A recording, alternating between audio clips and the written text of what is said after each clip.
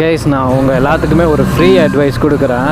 Bike வச்சுருக்கவங்களுக்கு இது already நிறைய பேர் சொல்லியிருப்பாங்க, இருந்தாலும் நம்மளும் சொல்லுவோம்.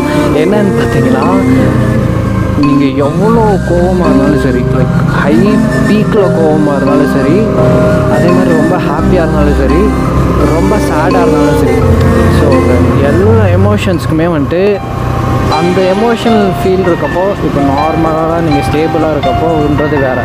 இந்த மாதிரி ரொம்ப சந்தோஷமாகவோ கோவமாகவோ இல்லை ரொம்ப டிப்ரெஸ்டாகவோ இருந்தீங்கன்னா, பைக் வச்சுருக்கவங்க சும்மா ஒரு ரைடு போய்ட்டு வாங்க. நீங்கள் ரொம்ப தூரம் போகணுன்னு அவசியம் கிடையாது. ஒரு 10-15 மினிட்ஸ் நீங்கள் பைக் ஒரு சின்னதாக ஒரு ரைட் போய்ட்டு பாருங்களேன். அது ரொம்ப வேறு லெவல் ஃபீலிங்காக இருக்குங்க. இப்போ ரொம்ப கோவமாக இருந்தீங்கன்னா உங்களுக்கு அந்த கோவத்தை கண்ட்ரோல், அதுக்குன்னு கோவமாக இருக்கேன்றதுக்காக பைக்கை வரட்டிலாம் ஓட்டாதீங்க, யாரையும் தள்ளி விட்றாதீங்க. Bike ride